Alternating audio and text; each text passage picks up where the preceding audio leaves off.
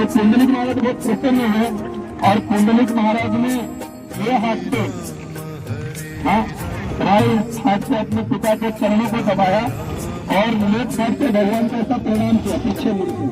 आपके पास फोटो आपने देखा रहेगा तो दिख रहा है उसमें कुंडलिक महाराज पिता का चरण पकड़े और घूम के ऐसे विठल जी को प्रणाम किए एक हाथ से और फिर चरणों को दबाने लगे और भगवान को बोले कि प्रभु मैं अपने पिता की सेवा कर रहा हूँ और अभी तक ये सोने वाले हैं तो थोड़ा और चरण दबा लो, फिर मैं आपका भी सेवा सत्कार करूंगा। तो भगवान बहुत प्रसन्न हुए और आश्चर्य, अरे बाप रे, मेरा लोग इतना ध्यान करते हैं, इतना बस में धक्का खाते मुझे देखने के लिए आते हैं और मैं भगवान, मैं स्वयं कुंडलिक के लिए और कुंडलिक मेरी तरफ देख भी नहीं रहा, माता पिता की सेवा में बिजी है। भगवान बहुत प्रसन्न हुए और कुंडलिक महाराज ने बाद में माता पिता की जैसी सेवा हो गई तो बोले क्या करें, भगवान को बैठने के लिए कुछ ना कुछ देना चाहिए ना। हम लोग के घर पर कोई मेहमान आता है तो हम लोग चेयर देते, सोफे को बिठाते, पानी देते, कुछ मीठा देते हैं। तो कुंडलिक महाराज माता पिता की सेवा में इतने थे, बोले क्या करूं, उठने का समय नहीं था तो वही पास में ईट पड़ी थी। क्या पड़ी थी, क्या पड़ा था, ईटा बोलते ना यूपी में, और मराठी मध्ये क्या बोलतात, ईट और वीट, और बिहार में भाटा भी बोलते हैं क्योंकि भक्ति से जन्म लेता इसलिए भाटा बोलते हैं ना। तो जो ईट थी और कुंडलिक महाराज ने ईट लिया और ऐसा भगवान की तरफ फेंका और भगवान को बोला कि प्रभु आप इसके ऊपर थोड़ा सा वेट कीजिए, प्रतीक्षा कीजिए, वेटिंग रूम में आपने रुकता है तो वेट कीजिए। और भगवान भी बड़े प्रेम और भाव से उस ईट के ऊपर जो ईट दिया था उसके ऊपर भगवान खड़े हो गए। ईट इतना बड़ा तो होता नहीं कि उसके ऊपर बैठ गया, भगवान बोले ठीक है भाई ईट के ऊपर खड़े हो जाते हैं। तो भगवान ईट के ऊपर खड़े हो गए। तो मराठी में ईट को वीट बोलते हैं और खड़े रहने को मराठी में उबा बोलते हैं। चल उबा हो, उबा रहा इकडे, पुलिस को पकड़ने वाला इकडे उबा रहा बच्चे। तो उबा मतलब खड़े रहना और वीट मतलब वीट। तो जो वीट के ऊपर उबा है उसका नाम विठोबा है। क्या नाम है, विठोबा। तो भगवान का नाम विठल या विठोबा इसलिए पड़ा क्योंकि वो ईट के ऊपर खड़े हैं। देखिए कैसा भक्त का पावर होता है, भगवान को इसके ऊपर खड़े होकर बोला इधर खड़े रहो, प्रतीक्षा करें। तो जब ये प्रसंग सुनते हम तो भीष्म पितामह की भी याद आती है। भीष्म पितामह भी 12 की सैया पे सोए और भगवान दर्शन देने के लिए आए तो भगवान वो दुखी पितामह को ऐसा देखती है, लेकिन भीष्म क्या बोल रहे, सदैव देवो भगवान प्रसिद्धताम प्रसन्न हासा अरुण लोचन बोलना है। हे देवों के देव, महादेव के भी आप देव हो। पितामह भीष्म बोलते मैं जानता हूँ आपका पोस्ट बहुत ऊपर है, सदैव देव हो, आप महादेव के भी देव हो, लेकिन भगवान भी हो ये भी मैं जानता हूँ, लेकिन प्रतीक्षता हूँ, प्रतीक्षा कीजिए, मेरे लिए वेट कीजिए। और कैसे वेट कीजिए, सामने आपका दादा मरणासन स्थिति में है तो आप कैसा प्रसन्न रहोगे। तो भगवान बहुत चिंतित थे, लेकिन क्या बोलिए, ऐसे खड़े रहिए और प्रसन्न मुद्रा में खड़े रहिए। प्रसन्न हाथ है, अरुण लोचन उल्लास, एकदम उल्लास में व्यक्ति का चेहरा कैसा होता है, मैं ऐसे खड़े रहिए। तो भगवान खड़े रहे भीष्म पितामह के लिए, ऐसे यहाँ विठल भी कुंडलिक के लिए खड़े हुए। तो ऐसे परम ब्रह्म भगवान जो है वो अपने भक्त को दर्शन देने के लिए आए, इसलिए हम लोग सबसे पहले कुंडलिक महाराज का दर्शन करते हैं। तो कुंडलिक महाराज का हम लोग ने पहला दर्शन किया क्योंकि ऐसा कहा गया कुंडलिक महाराज गुरु है हमारे, क्योंकि उन्होंने भगवान का दर्शन कराया। तो पहले कहा जाता है कि पहले गुरु को या भक्त को प्रणाम करना चाहिए, बाद में भगवान को प्रणाम करना चाहिए। हाँ, प्रथमस्य गुरु पूज्यो ततस्यैव ममार्चनम पूर्वम सिद्धि में आपने के अन्यथा निष्फलम भवे, लेकिन निष्फल हो जाएगा। जैसे आपको कहीं जाना है तो आप पूछते ना पान वाले को, अरे भाई साहब गुप्ता जी का घर किधर है, तो बोलते हैं सीधा जाके लेफ्ट मांगे। तो हमारा तो लक्ष्य गुप्ता जी है, लेकिन पान वाले को हम लोग क्या बोलते हैं, थैंक यू। तो इसलिए पहले जिसने भगवान की तरफ लेकर गए उसको हम लोग को प्रणाम करना चाहिए। ये शास्त्र का सिद्धांत है। इसीलिए पहले पुंडलिक महाराज के पास जाते हैं, उनका आशीर्वाद देते हैं, फिर उत्तर रुक्मिणी का दर्शन करते हैं। पहले भक्त आए फिर भगवान इसके लिए। ऐसे अयोध्या में जाने पर हम लोग पहले हनुमानगढ़ी जाते हैं, वहाँ पे हनुमान जी का दर्शन करते हैं, फिर राम जानकी का दर्शन करते हैं। तो ये पुंडलिक जी की कथा है। लेकिन ये पुंडलिक जी की भगवान ने उनको दर्शन क्यों दिया? माता पिता की सेवा के इसलिए, लेकिन इसके पीछे भी कुछ कारण होगा। कुछ लोग सो रहे, अपने दृष्टि में से सोइए, कोई दिक्कत नहीं है, जो सुने वो सुनने, लोग कोई सुने तो मैं खुद सुन रहा हूँ, मेरे प्रेशर हो रहा है इसलिए मैं बोल रहा हूँ। तो अच्छा, किसी को उल्टी आ रही है, अरे वो देखी ना, नाथियों को मारे, अंत में अपने मामा कंस को भी मारे। भगवान कृष्ण का मामा कौन था? 3 मामा फेमस है अपने शास्त्र में। पहला मामा कंस, दूसरा मामा शकुनी, शास्त्रीय मुड़े शकुनी में पहला मामा कंस, दूसरा मामा शकुनी और तीसरा मामा मारीच। और किसी का मामा फेमस है तो मुझे नहीं मालूम, लेकिन ये 3 मामा तो मैंने सुना है भारत में। आपके मामा फेमस होने तो अच्छी बात है। तो मामा कंस को जब श्री कृष्ण ने मारा तो कंस की 2 पत्नी थी, अस्थि और प्राप्ति, ये दोनों विधवा हो गई। और कंस का एक ससुर था, उसका भी एक ससुर था, उसका नाम था जरासंध। तो जरासंध के बाद 5 में अस्थि और प्राप्ति दोनों गई और रोने लगी। तो जरासंध दुखी आ रहे, मेरे जवान बेटियों को विधवा कर दिया, तुम्हारे पति को किसने मारा? तो बोले उसी के भांजे ने मारा, कृष्ण ने मारा। तो जरासंध बोला कि ठीक है बेटी, तुमको विधवा किया, तुम टेंशन मत लो, मैं बदला लूंगा। तो बदला लेने के लिए क्या किया? जरासंध जो था वो भी बहुत बड़ा राजा था, लेकिन वो राक्षस था।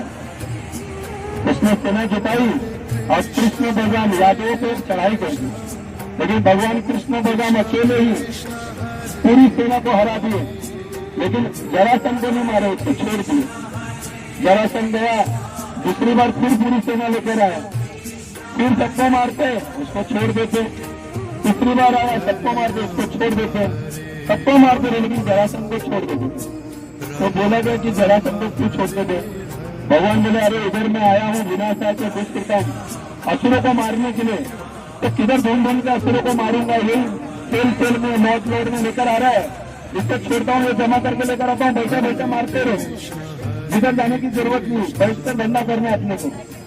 तो जरासंध बेचारा ऐसा 17 बार आया, 17 बार भगवान ने उसको हराया, लेकिन 18वीं बार भगवान भागे।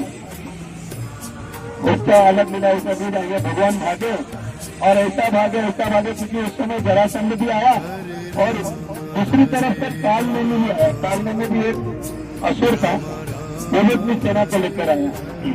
तो कृष्ण और बलराम दोनों भागे। बलराम जी तो श्री कृष्ण ने कहा कि एक काम करो, तू कालनेमी की जो कालनेमी है, काल यौवन थी, काल यौवन तो मुझे तो कालनेमी जो थे, कालनेमी अपनी सेना को लेकर आया। काल यौवन सॉरी, तो काल यौवन जो आया तो भगवान कृष्ण बोले बलराम जी दाऊ भैया आप इसकी सेना को संभालो, मैं कालनेमी को संभाल लूंगा अकेले 1 by 1 से। तो बोले ठीक है। भगवान भागने लगे। कालनेमी जब देखा कि अरे श्री कृष्ण इतना बड़ा योद्धा बनता है, बहुत बड़ा क्षत्रिय है और ये तो युद्ध भूमि से भाग रहा है, तो काल यौवन जो था बहुत दुखी हुआ। बोले कि अरे जो सामने गोली खाते हैं उनको स्वर्ग की प्राप्ति होती है और पीठ पे गोली खाएगा तो नरक की तरफ जाएगा। अरे लड़ना तो सामने लड़, भागता कहाँ है, भगोरे कहीं से। लेकिन भगवान कहाँ सुनने वाले थे, क्योंकि भगवान छल और बल दोनों से काम करते हैं। भगवान के सामने कोई साना नहीं बन सकता। बंबई की भाषा में सबसे ज्यादा साने भगवान है।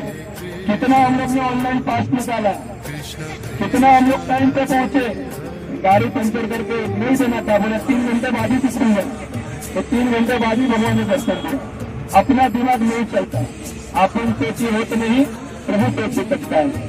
तो भगवान भागने लगे, लेकिन भागवत में कहा कि भगवान चलते थे और काल में भी भागता रहे स्पीड में। काल में भी बोलते कि अरे ऐसे चल रहा है, सोचता हूँ मैं भी पकड़ लूंगा, लेकिन कृष्ण चलते थे और वो भागता रहे, लेकिन भगवान को पकड़ ही नहीं पाते थे, क्योंकि भगवान को कोई नहीं पकड़ सकता जब तक भगवान नहीं चाहते हैं। तो ऐसा भगवान भागे भागे होते भूमि से और भागते भागते गुजरात में, और गुजरात में एक पर्वत है, उसका नाम है गिरनार। क्या पर्वत है? गिरनार की चाह। याद आएगा यह कि नहीं, गिरनार की चाह एक फेमस है ना, गिरनार की चाह। तो उस गिरनार में दत्त गुरु का भी मंदिर है और जैनी लोग का भी मंदिर है। और एक गिरनार के जंगलों में, गुजरात में जो गिरनार पर्वत है, उस गिरनार पर्वत के जंगल में जिस गाय फलती फूलती है, उस गाय को गिर गाय कहा जाता है। क्या बोलते?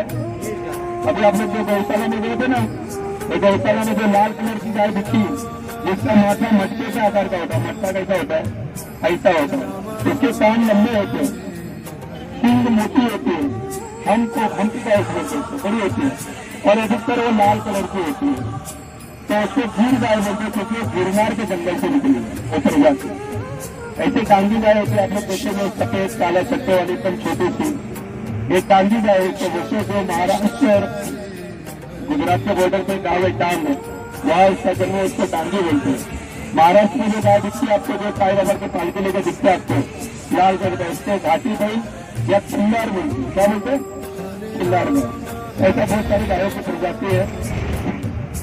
तो भगवान गिरनार के जंगल में आए और उस गिरनार पर्वत जो था, उस पर्वत की एक गुफा में भगवान घुस गए और भगवान के पीछे पीछे काल यौवन भी घुसा।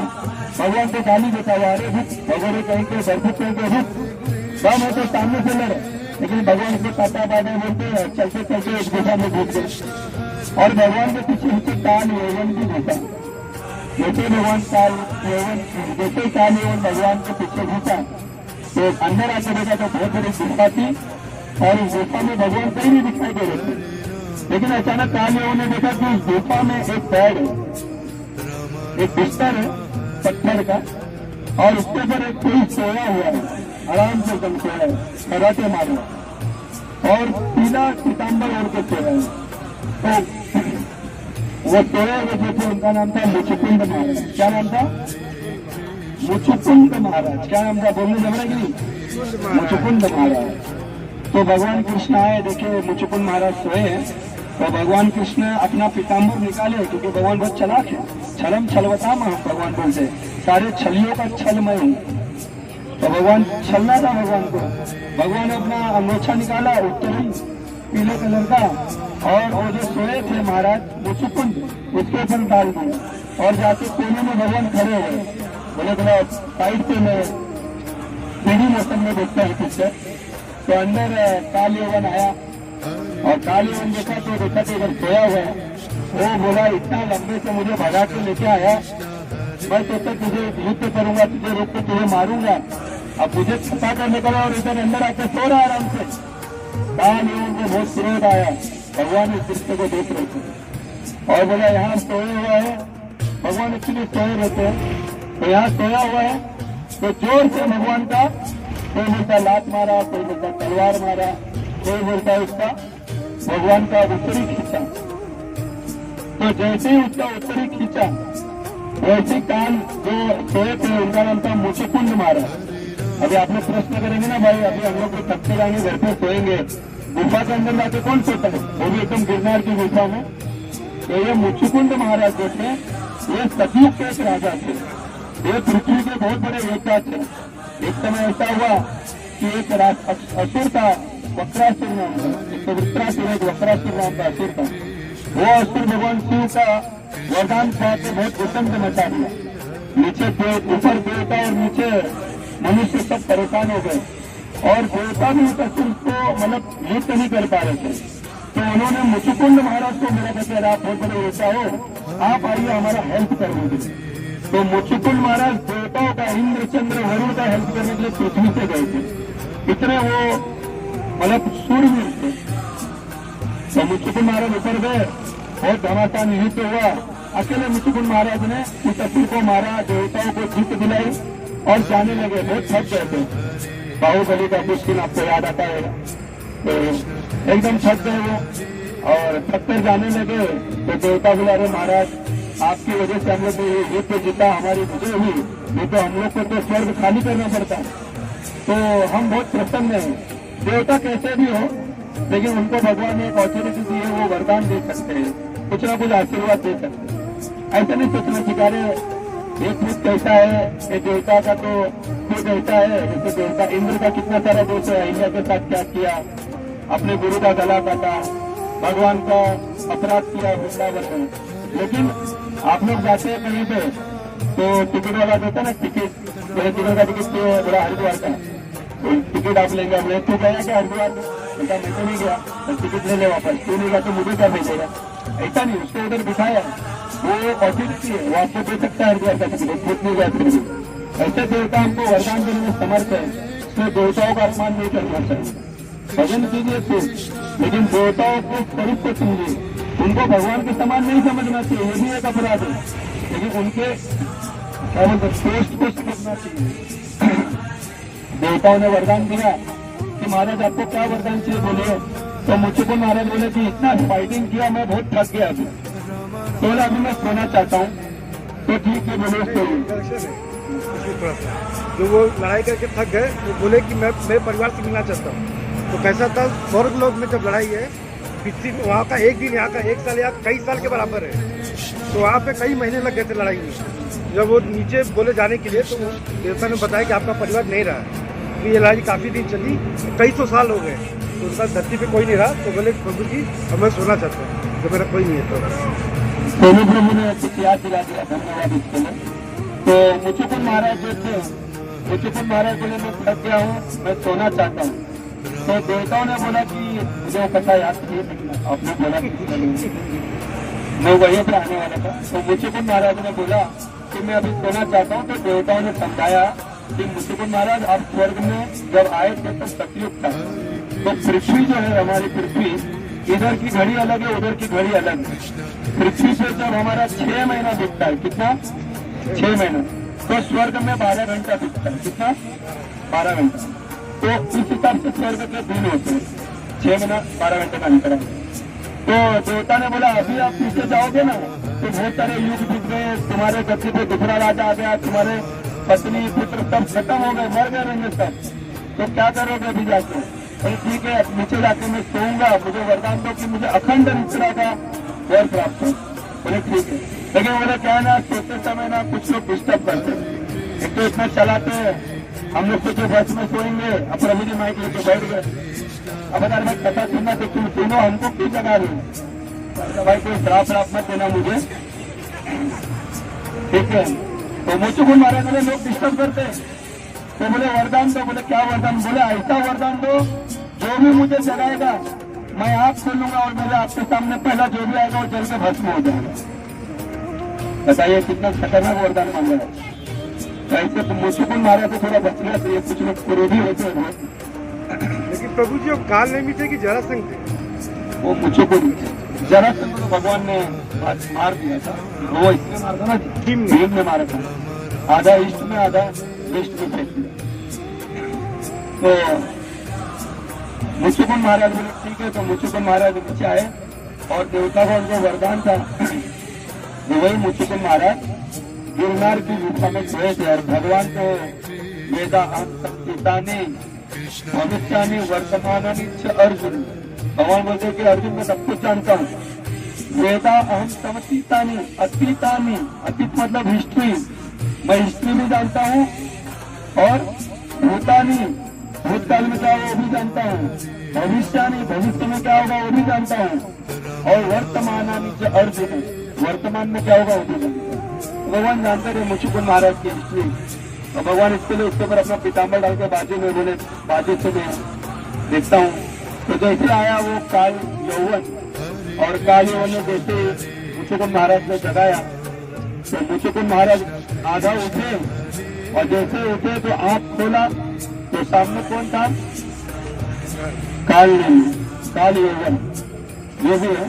तो जैसे उसका दृष्टि गिरी मुझको महाराज की, तो काल यौवन वहीं पे जलकर भस्म हो गया। सांप भी मर गया और लाठी भी टूटी। भगवान ने उसका गोविंदाय नमो नमः कर दिया सीधा। भगवान ने हाथ पीठ झाड़े, बोले चलो भाई अपना आज का तो अध्याय खत्म हो गया, ये काल ने भी तो मैंने मार दिया, छुआ भी नहीं और खत्म हो गया। तो मुचुकुंद महाराज को भी जगा दिए, बहुत देर से सोए थे। तो मुचुकुंद महाराज ने भगवान का दर्शन किया तो भगवान वहां पर खड़े थे। और ये वो वैकुंठ श्री राम पंढरपुर धाम एक ऐसी पुस्तक है जिसको परम पूज्य लोकनाथ स्वामी महाराज ने लिखा है और वो अपने मंदिर में मिलती है पंढरपुर में। उसमें महाराज ने भी इसको वर्णित किया, लोकनाथ महाराज जी। तो जैसे भस्म होगा तो मुचुकुंद महाराज बहुत प्रसन्न हुए और भगवान का दर्शन किया। भगवान को दर्शन करके बहुत स्तुति किए और भगवान का वंदन किए, भगवान को प्रणाम किए और बोले प्रभु अब मैं आपके साथ चलना चाहता हूँ। भगवान बोला अरे तू कहाँ जाएगा, एक काम करो तुम भजन करो। तो बोले मैं इधर भजन नहीं कर सकता, अभी तो कलयुग भी आने वाला है, कलयुग में कहाँ भजन करूंगा मैं, बहुत डिस्टर्ब करेगी माँ। तो भगवान ने भागवत में गए नहीं। भगवान ने कहा ठीक है। भगवान ने उसको इंस्ट्रक्शन दिया, आज्ञा दी और बोला तुम बद्रीनाथ में जाना। बद्रीनारायण है ना, जहाँ वेदव्यास जी रहते थे बद्रीनाथ। तो बोले बद्रीनाथ में जाओ हरिद्वार की तरफ और वहां जाके मेरा भजन करो और वहीं से तुमको मेरी प्राप्ति होगी। तो मुचुकुंद महाराज उठे, सालने में मरा और भगवान का काम पूरा हुआ और मुचुकुंद महाराज ने तपस्या की। लेकिन उस समय मुचुकुंद महाराज ने भगवान को एक वरदान मांगा था कि प्रभु मैं आपको इसी रूप में देखना चाहता हूँ। भगवान बोले अभी तो कलयुग आने वाला है, बहुत सारी लीला है, तो मेरी एक लीला होने वाली है, उसमें मैं तुमको ऐड करूंगा। भगवान ऐड करते तो बोले कब, तो बोले कलयुग में तुम पुंडरीक के रूप में जन्म लोगे, तब मैं विठ्ठल के रूप में आकर तुमको निरंतर तुम मुझे देखते रहो, मैं तुम्हें दर्शन दूंगा। तो ये पुंडलिक महाराज जो है ये पूर्व जन्म में श्रीमद भागवत पुराण के मुचुकुंद महाराज। तो इस प्रकार से पुंडलिक जी का हम लोग ने दर्शन किया। तो ये सारी जो कथाएं है, ये कथा स्कंद पुराण और पद्म पुराण के पंढरपुर महात्म्य में है। तो इस प्रकार से पुंडलिक महाराज का हम लोग ने पहला दर्शन किया। देखिए पहला मंदिर का दर्शन करने में कितनी कथा है। तो ये पहला दर्शन किया और ये जो नदी है ना चंद्रभागा, क्या नाम है इसका, चंद्रभागा, इसको थोड़ा सा ध्यान से सुनिएगा। आप लोग जब पूना में जाएंगे तो भगवान के 12 ज्योतिर्लिंग थे, ज्योतिर्लिंग है उसका नाम है भीमा शंकर। क्या नाम है, ये भगवान शिव है साक्षात। एक असुर था, उस असुर का नाम था त्रिपुरासुर। क्या नाम था, त्रिपुरासुर नाम का असुर था। वो भी सब लोगों को बहुत परेशान कर दिया था, तो उसको कोई मार नहीं पा रहा था। तो उसी समय सारे देवता जो थे वो भगवान इसके शिव के पास गए और शिव जी को प्रार्थना किया कि प्रभु ये असुर ने तो नाक में दम कर दिया है, इसका आप वर कीजिए। तो भगवान शिव उस असुर से लड़ने के लिए आए और जब लड़ने के लिए आए तो भगवान नंदी में बैठकर भगवान शिव और शिव में और त्रिपुरासुर में घमासान युद्ध हुआ। बहुत समय तक युद्ध चला, कोई किसी को पछाड़ नहीं पा रहा था। लेकिन भगवान ने ऐसा ट्रिक किया कि ऐसा वहां लिखा है कि भगवान ने एक पैर नंदी पे रखा था और एक पैर जमीन पे रखा था और उसको ऐसा एक ट्रिक से पटक के मार दिया और त्रिपुरासुर वहीं पे खत्म हो गया। तो जब त्रिपुरासुर को मार रहे थे या त्रिपुरासुर से जब युद्ध कर रहे थे तो भगवान शिव जो थे उनके शिव जी के शरीर से पसीना निकलने लगा। हम लोग जब देखे ना अपने ड्राइवर साहब को पसीने से भीग गए थे ना, जब पहले पैदा करता आदमी, तो शिव जी तो ऐसे परमात्मा है, वो भी परम ब्रह्म है। भगवान शिव उनका सब कुछ दिव्य है, ऐसा नहीं कि उनको सही में पसीना आता है, भगवान के अंदर भी खून रहता है, ऐसा नहीं। भगवान का शरीर जिधर दिव्य है, भगवान ने लीला किया तो शिव जी को पसीना आने लगा। इतना पसीना आया, कुछ ऊपर गंगा थी वो भी शायद पसीने के रूप में आई। तो भगवान शिव को जो पसीना आया वही पसीना भीमा शंकर से जो निकलता है भीमा नदी के रूप में प्रकट हुआ। तो ये जो भीमा नदी है ना, ये क्या है, भगवान शिव का पसीना है। तो भगवान शिव का जो पसीना है यही भीमा नदी के रूप में प्रकट हुआ। और ये जो भीमा नदी बहुत, भीमा मतलब बड़ा होता है, बहुत विशाल है। ये जब चलती है आगे तो आगे जाके एक मंदिर है मेरा नरसिंह, क्या नाम है, पूना में पंढरपुर से 52 किलोमीटर की दूरी पे एक मंदिर है मीरा नरसिंह, ये सतयुग का मंदिर है। प्रहलाद महाराज जो थे ना, उन्होंने वो मंदिर की स्थापना की है। वो बालू से प्रहलाद महाराज नरसिंह भगवान की मूर्ति बनाते थे, पूजा करके उसको बहा देते थे। तो एक दिन भगवान बोले बहाओ मत, कलयुग में दर्शन दूंगा, ऐसे ही रख दूंगा। तो मीरा नरसिंह मंदिर है, हम लोग वहाँ ले गए, तो बहुत अलग आउट साइड में। तो वहां जाकर ये भीमा नदी मिलती है। तो जब ये भीमा नदी पसीने के रूप में निकली तो ये बहुत विकराल थी और सबको उड़ाते हुए आ रही थी। जब भीमा नदी को पता चला कि अरे ये पुंडलिक को वरदान देने वाले भगवान विठल यहाँ पर है। भीमा नदी मतलब गंगा का स्वरूप माना गया उसको सूर्य से निकलने के कारण। तो बोले अरे भगवान यहाँ पे और मैं तो भगवान के चरणों में रहने वाली दासी हूँ। तो भीमा नदी एकदम पूरे स्पीड से भागते हुए एकदम आनंद के साथ पंढरपुर की तरफ आ रही थी। तो जब पंढरपुर की तरफ आ रही थी तो यहाँ के जो लोग थे लोग डर गए, बोले बाप रे इतने स्पीड में आ रही है, पूरा गांव को पूरा उड़ा देगी। ये पता है सर्दी में लोग जाते हैं दर्शन के लिए तो हट्टा कट्टा रहता है, वो देखता नहीं बाजू में कितने हाइट का आदमी है, कैसा है, दुबला है पतला है, पैर फिर कचर उतर के निकल जाता है। तो भीमा नदी भी इतना फास्ट में आ रही थी। तो सारे पंढरपुर के वासी भागे विठल जी के पास। अरे बोले प्रभु आपके वो चरणों की जो दोहर है ना, वो भीमा नदी वो आपका दर्शन करने के लिए आ रही है, बहुत स्पीड में आ रही है, पूरा उड़ा देगी, कुछ करो। तो भगवान बोले टेंशन में तो भैरवनाथ के पास जाए। तो 8 भैरवनाथ है, मतलब शिव जी का स्वरूप है भैरवनाथ। तो शिव जी को क्षेत्रपाल भी बोलते हैं, हर क्षेत्र में शिव जी रहते हैं, उस क्षेत्र के पालक है शिव जी। तो पंढरपुर के भी क्षेत्रपाल भैरवनाथ। तो सारे पंढरपुर के जो लोग थे वारकरी थे वो भैरवनाथ के पास गए और भैरवनाथ को बोले कि ऐसा ऐसा प्रॉब्लम है, गंगा जी को रोको। तो भैरवनाथ अपना हथियार लेकर आए और गंगा जी को बोले ज्यादा स्पीड में नहीं चलने का, स्लो चलने का, बोले लाइन में एक एक करके आओ, 4 लोग क्यों आ रहे। तो बोले कम स्पीड में आओ। तो चंद्रभागा भीमा जी बोली ठीक है कोई बात नहीं, मैं धीरे आती हूँ। तो भैरवनाथ ने चीज और बोला है, देखो तुम अगर पूरा परिक्रमा करोगी ना विठल की, पूरा परिक्रमा करोगी तो ये पंढरपुर उड़ जाएगा, एक काम करना आधा परिक्रमा करना। तो बोले कितना परिक्रमा। तो भैरवनाथ ने बोला कि चंद्र दिख रहा है ना, चंद्र कितना पार्ट में है, चंद्र कितने भाग में, इतनी परिक्रमा करो। तो ये भीमा नदी जो है विशाल रूप में आती है, लेकिन यहाँ पर आके वो एकदम सौम्य हो जाती है, सॉफ्ट हो जाती है और फिर उसका नाम क्या पड़ता है, चंद्रभागा। तो चंद्रभागा के रूप में बहती है, चंद्र के भाग में, पार्ट में या चंद्र के आकार में, आधी परिक्रमा। शिव जी की कभी भी पूरी परिक्रमा नहीं करनी चाहिए, आधी करनी चाहिए। ये तो विठल की पूरी करना है कि तो आधी परिक्रमा करती है, इसलिए उसका नाम पड़ गया चंद्रभागा। बोलिए चंद्रभागा मैया की जगाते रहो। तो चंद्रभागा जो ये थी उसका नाम इसलिए चंद्रभागा पड़ा, चंद्र के आकार में। और तुकाराम जी को बोलते बाजी बहिने चंद्रभागा तरीके से पाप भंगा, में जो भी आचमन स्नान करता है उसके सारे पापों को नष्ट करने की शक्ति रहती है। तो ये चंद्रभागा के तीर पे पुंडलिक महाराज, बाद में हम लोग ने विठल जी का दर्शन किया।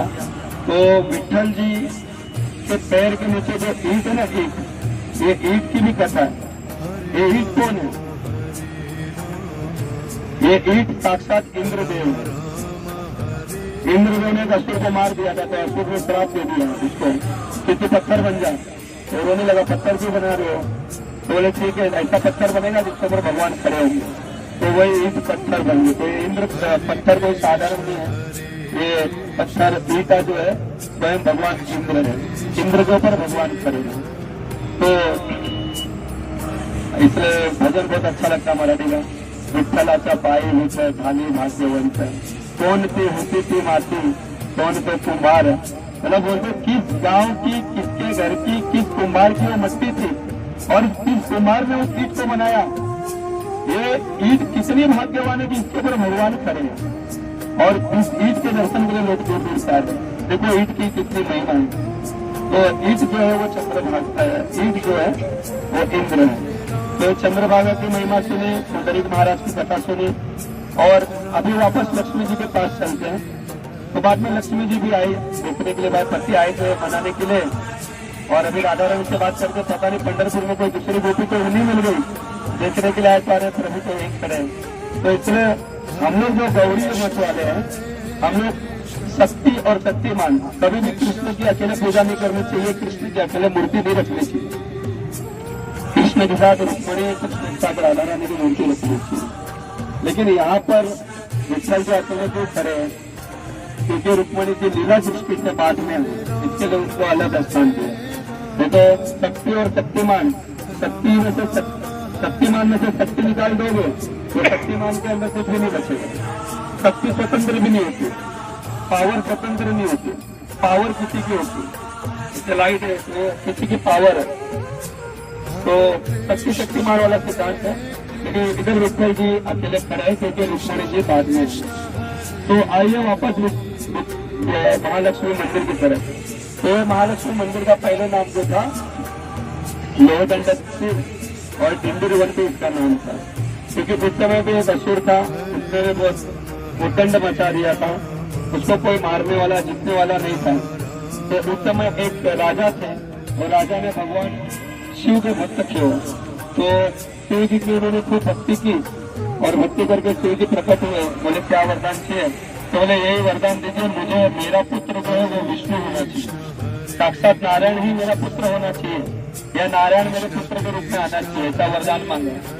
बोले ठीक है। शिव जी ने बोला कोई बात नहीं, हो जाएगा तुम्हारा पुत्र मांगा। तो उसी वो राजा और रानी जो थे उनके पुत्र के रूप में भगवान विष्णु का एक अंत अवतार जन्म लिया। उस अंत अवतार का नाम था मल्लिकार्जुन। मल्लिकार्जुन तो 12 ज्योतिर्लिंग में से एक नाम है, लेकिन भगवान विष्णु का भी एक अंत, भगवान विष्णु भी एक जन्म लिए पंढरपुर में मल्लिकार्जुन के रूप में। और वो मल्लिकार्जुन जो थे भगवान विष्णु, वो एक समय शिकार करने के लिए आए थे यहीं पे डिंडीरव वन। उस असुर का नाम था डिंडीरव नाम था। क्या नाम था? उस राक्षस का नाम था डिंडीरव। तो डिंडीरव में वो असुर रहता था यहाँ पे, तो भगवान आए थे, तो वो असुर ने भगवान को जैसे देखा भगवान के ऊपर अटैक किया, तो भगवान का उसके साथ युद्ध हुआ मल्लिकार्जुन का, और भगवान युद्ध में उसको मारते लेकिन वो मरता नहीं था। तो देखे क्या है, तो कुछ रहता ना अपने पास औजार, तो भगवान ने पास में एक गदा उठाया या एक लोहे का डंडा उठाया, और लोहे के डंडे से जैसे उसके सर पे मारा तो डिंडीरव नाम का असुर वहीं पे खत्म हुआ, मर गया। लेकिन वो असुर मरते समय हरी हरी बोलने लगा। क्या बोलने लगा? हरी हरी हरी हरी बोलते हुए मरा। भगवान को प्रसन्न हुआ, बोला तू असुर है लेकिन मेरा नाम लेते हुए मरा, कुछ वरदान मांगो। तो बोले प्रभु एक काम करो, वरदान ऐसे दो कि मैं ये जो जगह है ये मुझे बहुत प्रिय थी, ये जगह को मेरे नाम पे रख जाए। तो भगवान ने बोला ठीक है। तो ये जगह का नाम पड़ गया डिंडीरव वन। वो जगह का नाम क्या? पंढरपुर का पहला नाम है डिंडीरव वन, क्योंकि डिंडोर नाम का असुर था, बाद में उसका नाम डिंडी पड़ गया। इसलिए जो यात्रा जाती है उसको क्या बोलते हैं? डिंडी की यात्रा। तो डिंडी और असुर का नाम, और लोह दंड के जिससे नाम पड़ा क्योंकि भगवान ने लोहे के डंडे से उसका वध किया, तो ये लोह दंड तीर्थ के नाम पड़ा। और बाद में भगवान पंढरीनाथ आए, फिर यहाँ पर प्रज्वलित हुआ। फिर बाद में हम लोग विठल जी का दर्शन किए, और उसके पीछे हम लोग गए थे, मालूम है कुछ भक्त लोग छूट गए थे, पीछे हम लोग गए थे ताक पिता विठल। याद है किसी को? ताक पिता विठल का भी दर्शन किए। क्या हुआ था? कीर्तन करते हुए गए, दरवाजा बंद हो गया था, फिर वो माता जी ने खोला, जल्दी दर्शन करो। इससे समझना चाहिए कि नाम में कितना शक्ति है। भगवान सोए रहेंगे तो जाग जाते हैं, सारे दरवाजे खोल देते हैं। कीर्तन में शक्ति, इससे कीर्तन करता रहेगा चाहिए। तो हम लोग जहाँ ताक पिता विठल का दर्शन किए, ये ताक पिता विठोबा बोलते हैं। ये कौन था? तो नामदेव जी को रिलेशन में बहन लगती थी, मुझे पूरा पता नहीं याद, लेकिन जितना भक्त से सुना वही बता रहा हूँ। तो वो भगवान विठल की बहुत बड़ी भक्त थी, वो रोज भगवान को ताक खिलाती थी। ताक मतलब छाछ, अभी आप लोग ने प्रसाद दिया ना छाछ, तो ऐसा भगवान को रोज छाछ खिलाती थी, और उसका रोज का सेवा था। विठल जी को रोज छाछ लेके जाती थी, और भगवान भी उसको छाछ पीते थे, साक्षात उसके साथ लीला करते थे, जैसे जनाबाई के साथ करते, ऐसे उसके साथ लीला करते थे और छाछ पीते थे। तो एक समय ऐसा हुआ कि वो जो भक्त थी वो बहुत बूढ़ी हो गई, तो वो चलकर जा नहीं सकती, गर्मी में भगवान को छाछ लेकर नहीं जा सकती। लेकिन भगवान को तो छाछ पीने का आदत पड़ गया। जो गुजराती लोग होते हैं ना, वो द्वारकाधीश विठल पे द्वारकाधीश है ना, गुजराती है। 125 साल भगवान लीला किए पृथ्वी पे, 125 साल, इसमें से 3.25 साल भगवान गोकुल में रहे, 3.25 साल के बाद भगवान वहां से निकले, फिर 11 साल मथुरा में रहे, और 100 साल भगवान द्वारिका में रहे। उधर ही शादी विवाह काम धंधा सब उधर ही बनाया उन्होंने। तो इसलिए भगवान का जो Aadhaar card, PAN card, ration card सब किधर का है? गुजरात का। भगवान गुजराती है पूरा। तो गुजराती लोगों का आदत रहता है छाछ पीने का। अरे छाछ पीते हैं लोग। अब भगवान बोले यार छाछ रोज पिलाती है, आज आएगी छाछ पिलाने के लिए। तो इसलिए भगवान कुछ मंदिरों से चले गए छाछ पीने के लिए। छाछ को हल्के में मत लीजिए। तो छाछ पीने के लिए भगवान खुद चले गए, इसलिए उसका नाम पड़ा सात पिता विठल, सात पीने वाले विठल। तो जब यहाँ पे मंदिर में दर्शन बंद हो जाता है, कोई दर्शन नहीं कर पाता है कुछ कारणवश, या उसको जल्दी जाना है, तो ऐसा शास्त्र में कहा गया है कि उस विठल का दर्शन करने पर, वो भी प्रकट विग्रह है, छीनी हथौड़ी से बनाया हुआ नहीं है, वो भी प्रकट हुआ है विग्रह। तो ऐसा कहा जाता है कि उस विग्रह का दर्शन करने पे भी इस विठल के दर्शन का फल मिलता है। जैसे भगवान जगन्नाथपुरी में जगन्नाथ जी 15 दिन अपनी पत्नी के पास चले जाते हैं, कहाँ पे? गुंडीचा में। तो 15 दिन जगन्नाथ जी नहीं होते मंदिर में। तो भक्त लोग जो उतनी दूर जाते हैं, 4 धाम में से गाँव है, तो किधर जाते हैं? तो अलगनाथ जाते हैं। अलगनाथ में भगवान नारायण खड़े हैं, तो उनका दर्शन करेंगे तो जगन्नाथ का फल प्राप्त होता है। तो उसी समय करने में मिला। तो हम लोग ने पीछे फिर सात पिता विठल का दर्शन किया। उसके बाद फिर आज हम लोग गए ना, कल वहां से हम लोग रिटर्न हो गए।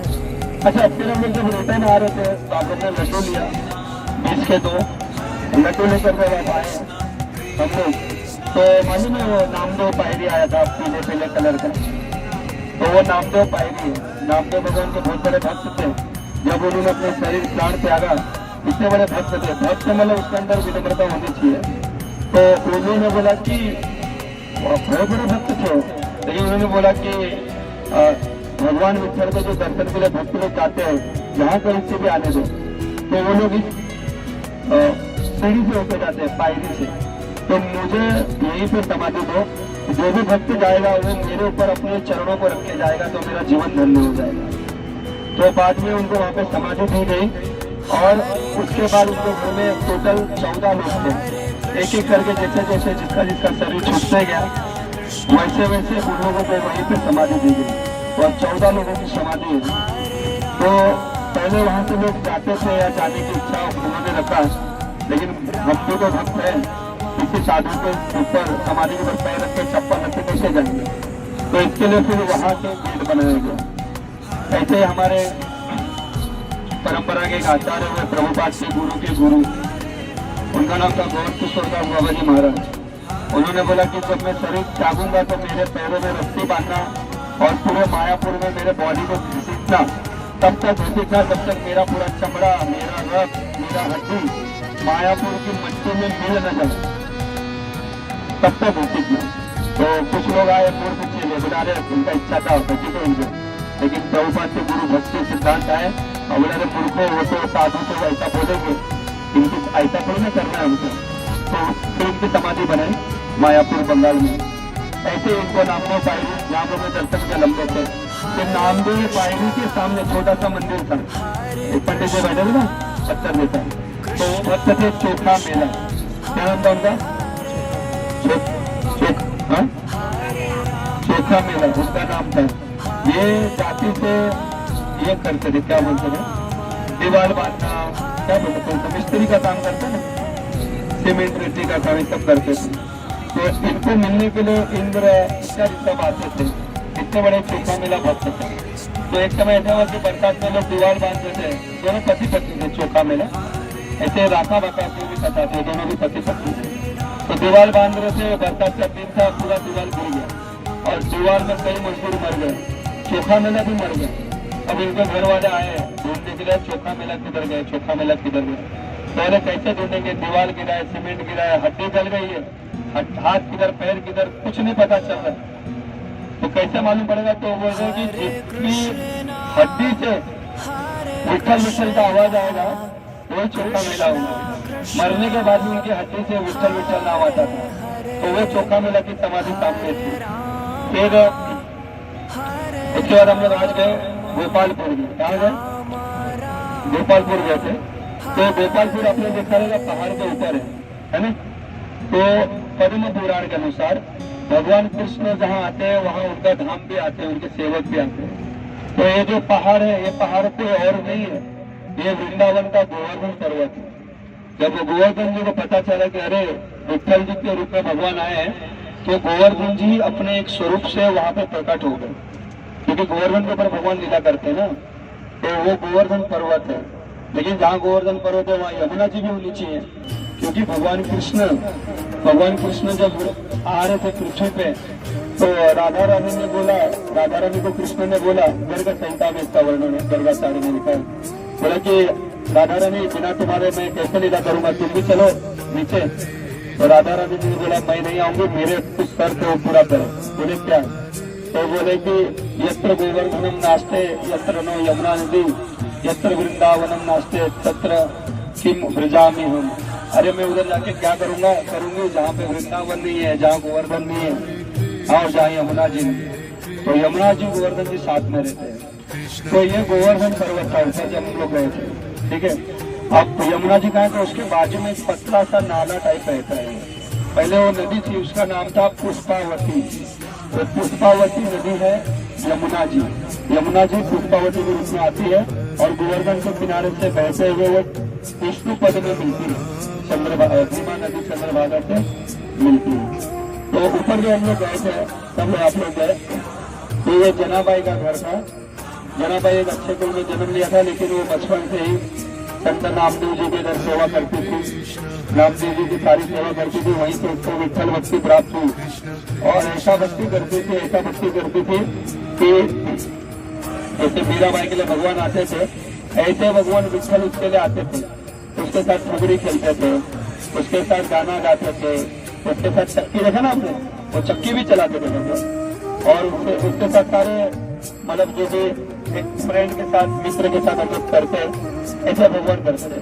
भगवान रसिक से करे, रसराज है, निराकार है, ज्योति है, शांत है। ये क्या कृष्ण कोई भगवान थोड़ी है? अरे भगवान तो पूर्ण है, आनंद का विषय है भगवान। भगवान ऐसा ही है, शांत होकर बैठ जाइए कोने में। भगवान की शरण में जो जाता है उसमें शांति नहीं, मस्ती आ जाती है। और भगवान मस्ती खोर है, ऐसे चटक मटक को ठाकुर है। तो भगवान आते थे, जनाबाई के साथ लीला करते थे। तो एक समय ऐसा हुआ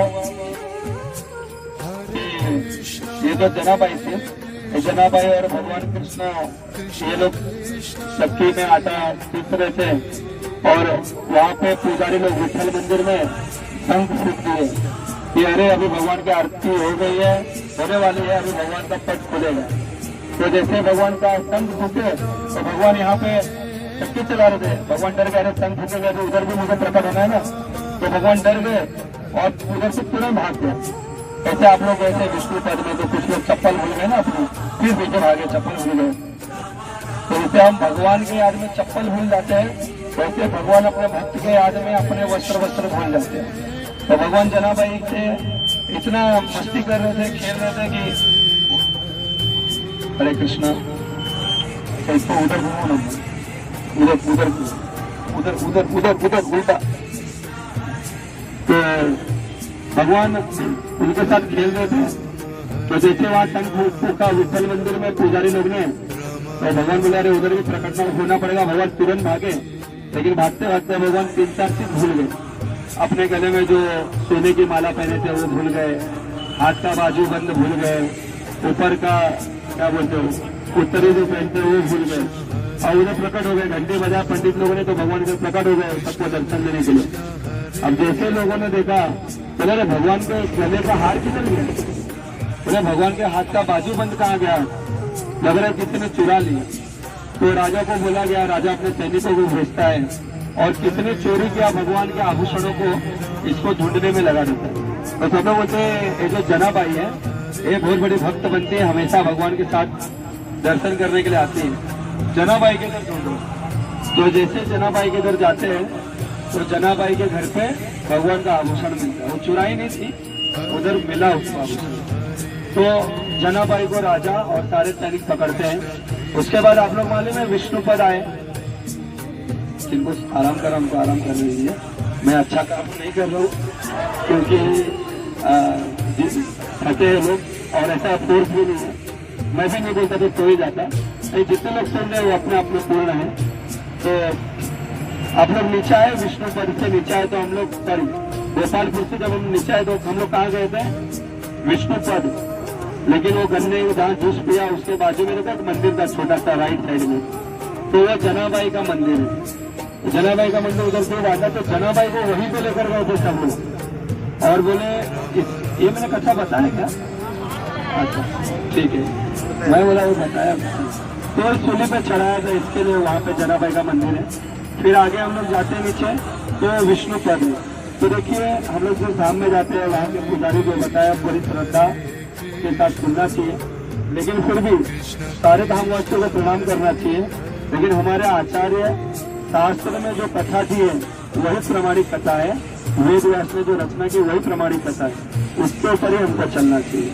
तो जो विष्णु पद है, तो विष्णु पद क्या है, तो विष्णु पद में भगवान जब लीला करने के लिए आते थे गोवर्धन में, तो भगवान ग्वाल बाल के रूप में विठल जी तो विष्णु पद में आते हैं और गायों के साथ ग्वाल बालों के साथ वहाँ गोपाल काला करते हैं। कितनी भी बड़ी पिंडी की यात्रा हो, कितनी बड़े वारकरी यात्रा हो, वो वारकरी यात्रा का अंत वहीं पे होता है विष्णु पद में।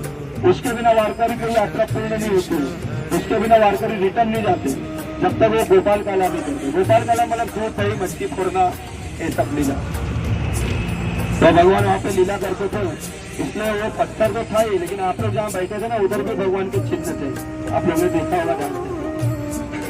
तो वहाँ भगवान विष्णु के कृष्ण के साक्षात चिन्ह है, चरण चिन्ह, और चारों बाजू में गौ माता की खूर है और बांसुरी का निशान है, लकुटी का निशान है, तो चरण चिन्ह है भगवान के। क्योंकि भगवान ऐसे वृंदावन में भी अपने कुछ चरणों के चिन्हों को छोड़े हैं। जो लोग वृंदावन के लोग दर्शन किए, राधा रानी का चरण चिन्ह है, श्री कृष्ण का चरण चिन्ह है, तो वो विष्णु पद जो है वो भगवान का लीला भूमि है। वहाँ पे भगवान ग्वाल बालों के साथ गायों के साथ चराने के लिए आते हैं। इस सामने आप लोग ने देखा रहेगा वो पानी में डूबा हुआ एक मंदिर था, नारद मुनि का मंदिर, जो मैं बोला ना पुजारी जी बताइए, तो वो बताया कि पति पत्नी ने झगड़ा लगाया रुक्मणी और विठल में, तो उसने श्राप दिया कि आधा 6 महीना पानी के अंदर रहेंगे, 6 महीना ऊपर। तो ब्रजवासी की कथा को भी प्रणाम है, नमन है, लेकिन शास्त्र में ऐसा कहा गया है कि नारद मुनि वहां पर आते हैं और बाकी जगह पे नारद मुनि वीणा लिए हुए हैं, नाचते गाते दिखते हैं, लेकिन वहाँ पे नारद मुनि जैसे कोई ध्यान में बैठता है ना एकदम लीन होके, ऐसी मुद्रा में वहाँ पलथी मार के बैठे नारद मुनि उस मंदिर में। तो वो मंदिर में पलथी मार के क्यों बैठे, क्योंकि वहाँ नारद मुनि आंख बंद करके भगवान विठल की और गोपाल काला की और श्री कृष्ण की सारी लीलाओं को याद करते हैं, उन लीलाओं का आनंद लेते, आंख बंद करके लीला का ध्यान देते, तो इसलिए वो नारद मुनि का वहाँ पे मंदिर है। तो विष्णु पद हुआ और नारद मुनि का मंदिर वहाँ पे हुआ। तो इस प्रकार से भगवान की बहुत सारी आनंद लीलाएं हैं, हम लोग इतना ही दर्शन किए। और फिर आप देखेंगे विठल जी का अगर आपने अच्छे से दर्शन किया होगा तो विठल जी का इतना लोग दर्शन करते कि पैर में भी दबाव आ गया है। और पूरे विश्व में बहुत मंदिर है भगवान के, लेकिन ये एक विठल जी इतने कृपालु है कि इधर किसी भी जात पात का व्यक्ति आए, मांस खाने वाला, शराब पीने वाला, व्यभिचारी व्यक्ति, ब्राह्मण, क्षत्रिय, कोई भी आए, सब लोग भगवान को छू सकते हैं। बाकी मंदिर में ऐसा नहीं होता है। कई भी आप इस्कॉन मंदिर में जाएंगे तो वो ऑल्टर रहता है, पुजारी रहते हैं, जनेऊ होना चाहिए, स्नान करके आया कि नहीं, हाथ पैर धोया है कि नहीं, लेकिन भगवान विठल बड़े कृपालु है, वो सीधा भगवान का चरण दर्शन, चरण को छूने के लिए मिलता है। तो ये एक सबसे अद्भुत अलग और विशेषता है कि हम डायरेक्ट भगवान विठल का चरण कर सकते हैं। फिर आप देखेंगे भगवान विठल ऐसे खड़े, कर कटावारी दोनों कर कटावरी, इसको कटी प्रदेश बोलते हैं संस्कृत में, कमर को, तो कटावरी इसके ऊपर खड़े क्यों खड़े मालूम है? लोग बोलते तुम सोमवार से बॉस बनने वाले हो, लेकिन ओरिजिनल बॉस मैं हूँ। बॉस ऐसे ही खड़ा रहता है ना, कमर पे हाथ रख के। या दूसरा भगवान थक गए थे इसलिए कमर पे हाथ रख के खड़े। या तीसरा भगवान बोलते हैं कि जो भी मेरा दर्शन करता है, मेरा नाम लेता है, तो उसके लिए ये संसार सागर नाक के इतना नहीं कमर के इतना हो जाता है। कमर के इतने पानी में से आदमी निकल सकता है। तो भगवान ये भी एक इंगित कर रहे हैं। चौथा भगवान कमर पे हाथ रख के इसलिए खड़े क्योंकि तुकाराम महाराज जब कीर्तन करते थे तो भगवान मराठी लोग अधिकतर जो डांस करते हैं नदी के किनारे वाले कोली लोग, वो ऐसा कमर पे हाथ रखे वो ऐसा कमर पे हाथ रख के ही डांस करते हैं। तो इसलिए भगवान कमर पे हाथ रख के ऐसा ऐसा नाचते थे। आप लोग ने तुकाराम का पिक्चर देखा रहेगा, तो छोटा बच्चा उसको दिखाया ना, वो कमर पे ऐसा हाथ रख के डांस करता है। तो इसलिए भगवान ने कमर के ऊपर हाथ रखा। फिर भगवान को इधर छाती पे भृगु मुनि का लात है, वो तो कथा आप लोग सब सुने रहेंगे, इसलिए उन्हें बताऊंगा। कौस्तुभ मणि है। और फिर एक और कथा, इसमें भगवान का जो सर के ऊपर भगवान के आप देखेंगे, गूगल पे आप लोग देख लेना, सुबह वाली काकड़ा आरती में भगवान का तो मुकुट पहनता है इसलिए दिखते नहीं, लेकिन भगवान के सर के ऊपर है ना ऐसा लिंग है, शिवलिंग। आप लोग गूगल पे देखना उसको, वो मुकुट पहनते तो दिखता नहीं है, तो वो शिवलिंग है। तो सारे देवी देवता जब भगवान विष्णु के दर्शन के लिए आते थे, तो एक बार पार्वती जी बोले, अरे हमको भी दर्शन करा दो पंढरपुर का, भगवान विठल का दर्शन हमें भी करा दो। तो जी बोले चलो पार्वती, फिर बैठते नंदी पे, चलते पंढरपुर, दर्शन करते। तो जैसे शंकर पार्वती आए तो गणपति जी ने भोलेनाथ का हाथ पकड़ लिया, बोले पापा पापा आप दोनों जाओगे, मुझे भी दर्शन करना है विठल जी का। तो गणपति जी भी साथ में लगे। बाद में कार्तिक के बोले मोर पे से आए, वो भी बाहर से बोले, प्रभु हमको भी तो लेके चलो। बोले चलो सब लोग पूरा फैमिली चलता है पंढरपुर दर्शन करने के लिए। तो भगवान शिव, पार्वती, गणपति और क्या नाम है कार्तिक महाराज, ये लोग पंढरपुर है। तो ये लोग जब आने लगे तो बहुत भीड़ था पंढरपुर में। एक कथा है, सच्ची कथा। तो जब वो आने लगे तो सबसे पहला तो नंदी महाराज थक गए, बोले इतना गर्मी है, किसी को सिंह बिंग लग गया, साधु को तो फुकट का श्राप मिल जाएगा, एक काम करता हूँ बाद में दर्शन कर लूंगा, मुख दर्शन कर लूंगा, ऑनलाइन दर्शन, ये इतना लाइन में नहीं लगूंगा, बहुत थक गया। तो बोले क्या करना है? तो नंदी बोला मैं आगे नहीं जाऊंगा, मैं इधर ही बैठता हूँ। तो हम लोग वहाँ ले गए। पंढरपुर में एक मंदिर है, ऐसे तो नंदी शिव के सामने बैठते हैं, लेकिन एक हनुमान जी का मंदिर है, तो हनुमान जी के सामने नंदी महाराज बैठे। हम लोग वहाँ नहीं गए, तो नंदी महाराज वहाँ बैठे। तो हनुमान जी के सामने नंदी महाराज का हनुमान नंदी वो मंदिर है, तो वहाँ नंदी रूप रखकर कर आगे गए। आगे कार्तिक महाराज बोले कि बस अभी मैं भी आगे नहीं जा पाऊंगा, तो कार्तिक जी को वहाँ बैठाया। एक कार्तिक जी का मंदिर अभी मुक्त हो गया, तो मिल नहीं रहा। इसके बाद आगे गए तो पार्वती जी बोले कि अब मैं भी आगे नहीं जा पाऊंगी, मैं भी यही थोड़ा बैठती हूँ, माता थक जाती आगे पीछे हो जाती है ना। तो पार्वती जी भी वहीं रुक गई। तो उसके बाद शिव, भगवान शिव जी और गणपति जी ये लोग थके नहीं, हम तो दर्शन करके ही आएंगे, ये लोग मंदिर तक गए।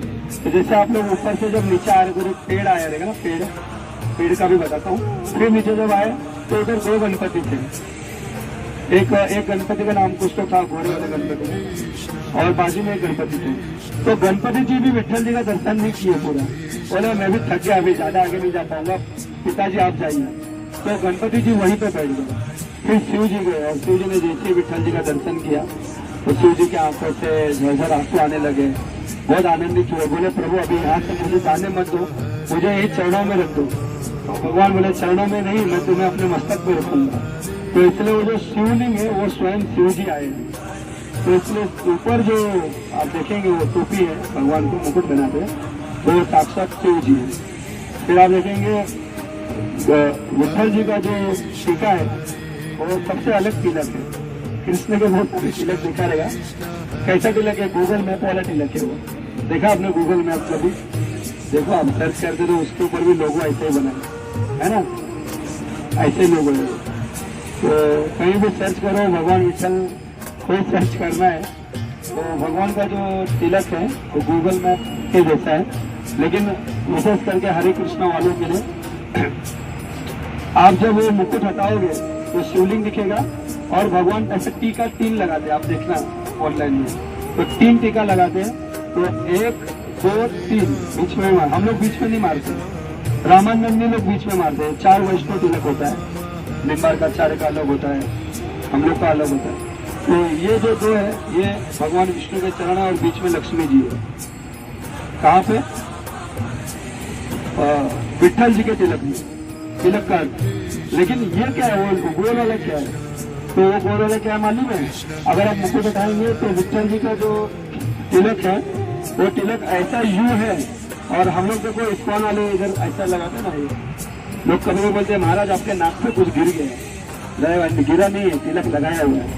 तो ये जो तिलक है आप देखेंगे तुलसी पत्ता है। ये जो 2 तिलक है, तिलक क्या है, ये भगवान विष्णु के चरण है और भगवान विष्णु के चरणों में तुलसी पत्ता चढ़ता है, इसलिए हम लोग यहाँ तुलसी पत्ते के रूप में तिलक लगाएंगे।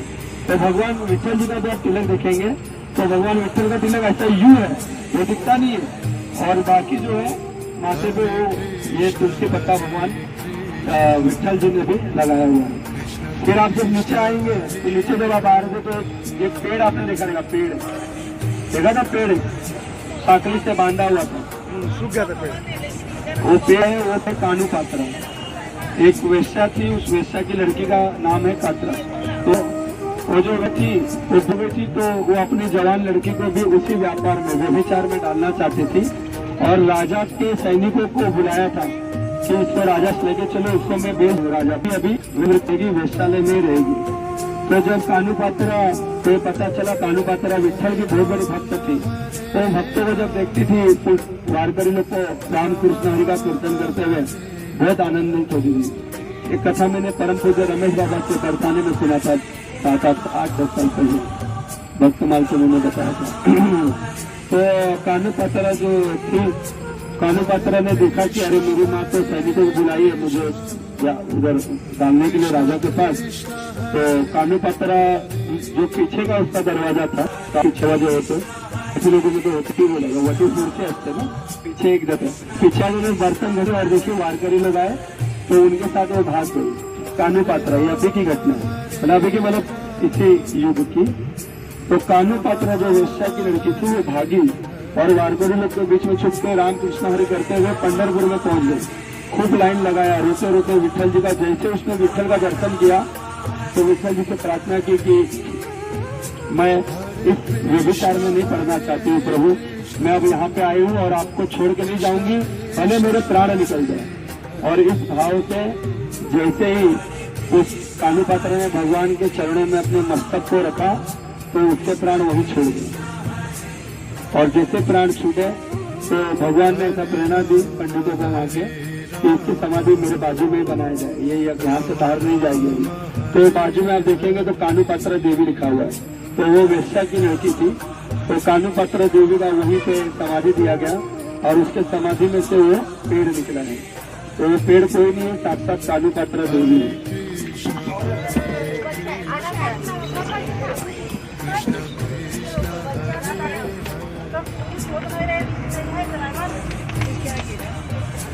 वाटर का बात नहीं, वो सामने कार है।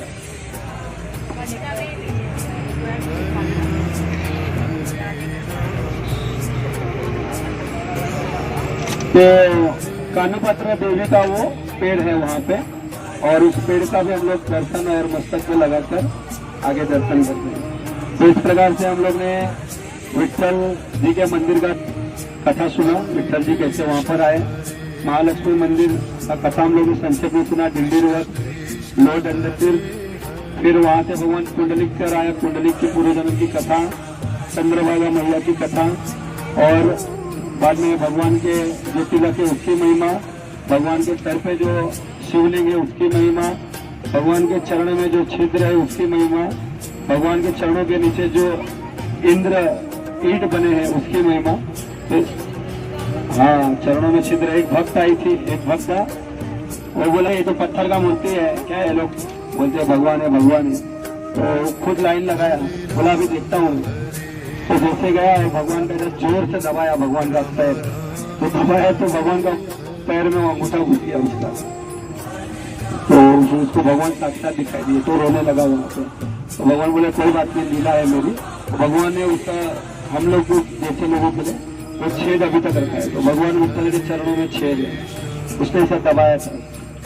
ऐसे जगन्नाथपुरी में एक था ना, उसमें भगवान राजा आता है, वो पंडित से गलती हो तो जगन्नाथ जी का बाल खींचता है क्या? भगवान जगन्नाथ को कभी बाल आते क्या? जगन्नाथ को बाल नहीं है, कृष्णा को बाल है, राम को बाल है।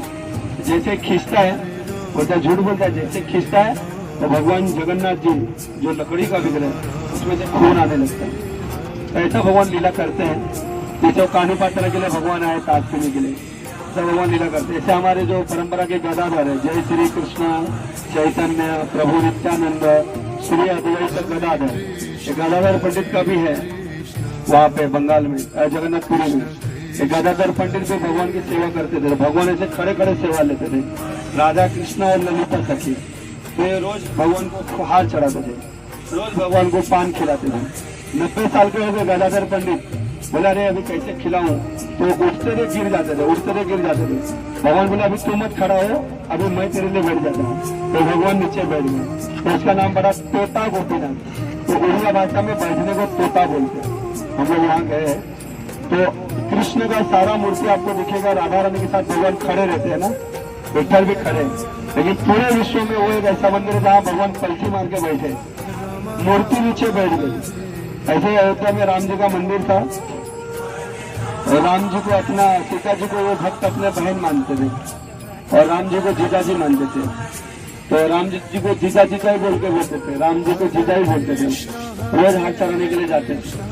तो एक दिन हाथ चढ़ाने के लिए गए तो हार ही नहीं चढ़ा पा रहे थे, तो भगवान ने अपना ऐसा गर्दन झुका दिया। ऐसे साउथ इंडिया में भी मूर्ति है, भगवान नारायण ने अपना गर्दन झुका दिया हार पहनने के। तो मूर्ति नहीं है, इतने लोग आ रहे हैं, लाइन लगा रहे हैं, पढ़े लिखे लोग है ना। तो ये क्या मूर्ख नहीं है लोग आकर पत्थर को थोड़ी ना छू रहे। ये तो क्या है, हमारा भक्ति इतना नहीं है, हमारा पाप इतना है, प्योरिटी नहीं है, भगवान से प्रेम नहीं है, इसके लिए भगवान दिखते नहीं। लेकिन संत तुकाराम कहते हैं कि जो इस पंढरीनाथ को, चंद्रभागा के किनारे पंढरीनाथ खड़े कमर पे हाथ रख के, इसको जो बोलता है कि ये मूर्ति है, ये पाषाण है, उसके मुंह में कीड़े पड़ने चाहिए।